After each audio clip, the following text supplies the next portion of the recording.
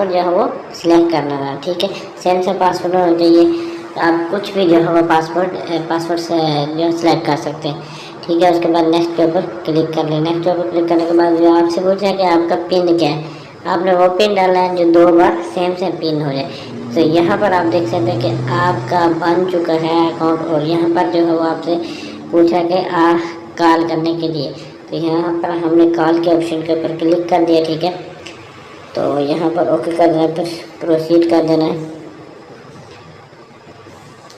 उसके बाद यहाँ पर जो हुआ आपका अकाउंट नंबर शो हो गया और आपका जो है वो अकाउंट बन चुका है। तो इस तरह से जो है वो आप अपना अकाउंट बना सकते हैं। और इसके बाद इसका प्रिंट कैसे निकालना है, इसको PDF में कैसे निकालना है, वो हर चीज़ की मालूमात जो है वो आपको दी जाएगी। और उसके बाद आपने इसको ATM से किस तरह से ATM निकालना है, मशीन पर जाएंगे आप। जब